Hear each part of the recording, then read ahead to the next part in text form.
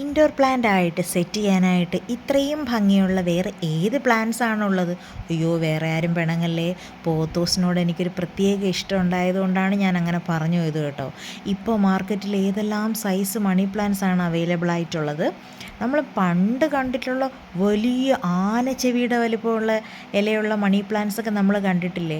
പക്ഷേ എനിക്ക് അതിനോട് വല്ലാത്തൊരു ഇഷ്ടമാണ്. പക്ഷേ ഇങ്ങനെയുള്ള കുഞ്ഞു കുഞ്ഞു വെറൈറ്റീസിന് എനിക്കിഷ്ടമാണ്. ഇതാരാന്നറിയോ? എൻ്റെ കയ്യിലുള്ള സിൽവർ പോത്തോസ് അഥവാ സാറ്റിൻ പോത്തോസ് എന്നറിയപ്പെടുന്ന ഒരു കുഞ്ഞു കുട്ടുമണിയെ കൊണ്ടുവന്ന് ഞാൻ കൂജയിൽ വെള്ളം ഒഴിച്ചിട്ടേക്കാണ്.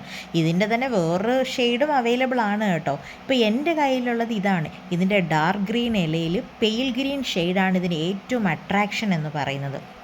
എനിക്ക് ഈ കൂജ സമ്മാനമായിട്ട് തന്നത് ഞങ്ങളുടെ ഉപ്പുമുളക് റെസ്റ്റോറൻറ്റിലേക്ക് പഴങ്കഞ്ഞി കൊടുക്കാനായിട്ട് ഞങ്ങൾ ചട്ടി ഉണ്ടാക്കിക്കുന്ന ഒരു ഇടമുണ്ട്. ആ അപ്പൂപ്പനും അമ്മൂമ്മയും ഉണ്ടാക്കി തന്ന ഗിഫ്റ്റുകളിൽ ഒരെണ്ണമാണ് ഈ ഒരു കൂജ. അപ്പോൾ നിങ്ങൾക്ക് ഇഷ്ടമായോ? എന്ത് ഭംഗിയാണ് ഈ ഒരു പോത്തോസ് കുഞ്ഞിനെ കാണാൻ. സാറ്റിൻ പോത്തോസ് അഥവാ സിൽവർ പോത്തോസ് അഥവാ സിൽവർ മണി പ്ലാന്റ്.